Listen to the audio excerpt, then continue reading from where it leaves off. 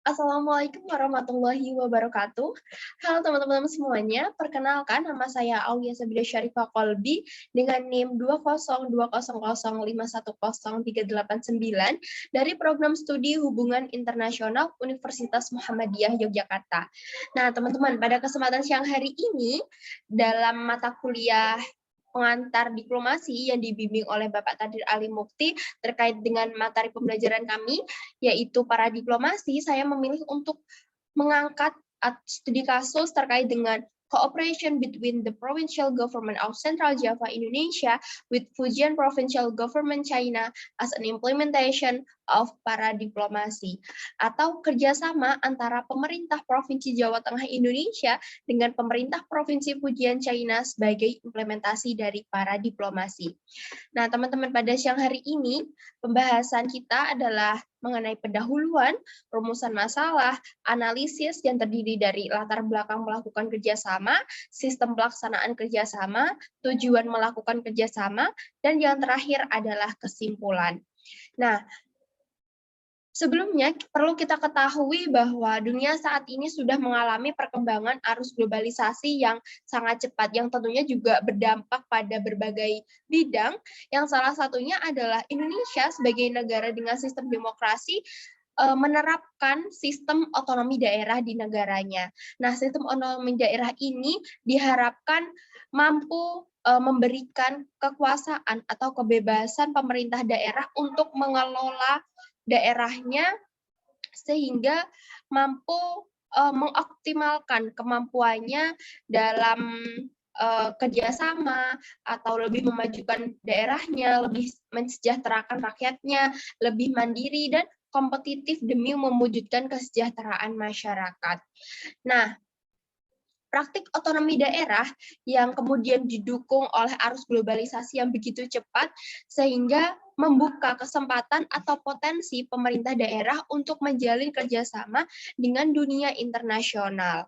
Nah, globalisasi yang merupakan proses mengglobalnya dunia ini membuka banyak peluang interaksi antara negara untuk saling bekerja sama, yaitu termasuk dengan daerah-daerah dari negara tersebut yang bekerja sama dengan daerah-daerah di negara lain, baik daerah provinsi, kabupaten, maupun kota yang dalam istilahnya disebut sebagai para diplomasi. Nah, para diplomasi ini merupakan hubungan kerjasama yang aktornya harus setara, yaitu antara provinsi dengan provinsi, kabupaten dengan kabupaten, kota dengan kota, sesuai dengan peraturan menteri, baik menteri luar negeri maupun dalam negeri. Nah, kesetaraan ini bertujuan untuk menghindari eksploitasi bahaya sosial dan kemudian alasan keamanan yang disebabkan oleh hubungan yang tidak seimbang.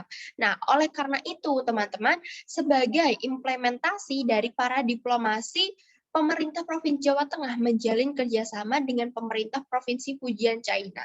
Nah, kondisi ini juga sering disebut sebagai dengan istilah sister province. Baik, kita masuk ke rumusan masalah, yaitu mengapa pemerintah Provinsi Jawa Tengah melakukan kerjasama dengan pemerintah Provinsi Fujian China sebagai bentuk implementasi para diplomasi. Baik, kita lanjut ke analisis yang pertama, yaitu terkait dengan latar belakang melakukan kerjasama. Nah, latar belakang kerjasama antara Provinsi Jawa Tengah dan juga Fujian adalah kedekatan sejarah dan juga budaya. Hal ini bisa kita lihat bahwa ada sebuah sejarah terkait dengan Laksamana Cheng Ho yang berlayar dari daratan China ke daratan Jawa, khususnya di Semarang, dan sampai sekarang juga meninggalkan napak tilas atau meninggalkan bukti sejarah, yaitu Kelenteng Sampokong. Mungkin teman-teman bisa tahu atau juga mencari tahu tentang hal ini, yang kemudian juga didorong adanya potensi China menjadi emerging power dan main aktor di dunia, sehingga banyak pihak, banyak negara, banyak lembaga yang ingin bekerja sama dengan China. Yang tidak terkecuali adalah Jawa Tengah yang ingin bekerja sama dengan China, khususnya salah satu daerah di China, yaitu Fujian. Nah, selanjutnya adalah Karena Jawa Tengah dan juga Fujian memiliki nilai potensi yang besar di berbagai bidang. Nah, bidang apa saja sih? Nah, bidang tersebut adalah meliputi bidang bisnis, perdagangan, investasi, industri, pariwisata, pendidikan, budaya, lingkungan, kesehatan, dan bidang-bidang lainnya. Nah, keduanya sama-sama memiliki potensi untuk bekerja sama di sana. Sama-sama memiliki kesempatan, peluang, dan mungkin celah atau apapun itu yang bisa dilakukan dengan bekerja sama di antara keduanya. Nah, sesuai dengan Peraturan Menteri Dalam Negeri Nomor 3 Tahun 2008 terkait beberapa syarat kerjasama sister province, nah antara Jawa Tengah dan juga Fujian China sudah memenuhi 4 syarat kerjasama sister province. Yang pertama yaitu baik Jawa Tengah maupun Fujian memiliki status administratif yang sama, yaitu di tingkat pemerintahan daerah provinsi. Yang kedua adalah keduanya memiliki upaya saling melengkapi dengan dibuktikan dengan melakukannya multilateral diplomasi di berbagai bidang. Yang ketiga adalah keduanya memiliki kesamaan karakteristik, mulai dari budaya, lingkungan, alam, bahkan sampai sumber daya manusianya. Dan yang keempat adalah keduanya juga berminat untuk membangun hubungan masyarakat yang baik atas dasar persamaan dan saling menguntungkan. Baik, selanjutnya kita masuk ke analisis yang kedua, yaitu terkait dengan sistem pelaksanaan kerjasama. Nah, sistem pelaksanaan kerjasama antara Jawa Tengah dan Fujian ini diawali dengan penandatanganan MOU atau Memorandum of Understanding. Nah, MOU yang pertama ditandatangani pada tahun 2003, akan tetapi dinilai dalam pelaksanaannya kurang efektif. Akan tetapi mereka keduanya, baik Jawa Tengah maupun Fujian, masih sama-sama memikirkan bahwa keduanya masih memiliki potensi, memiliki peluang kerjasama yang lebih baik ke depannya, sehingga ditandatanganilah MOU yang kedua pada tahun 2011.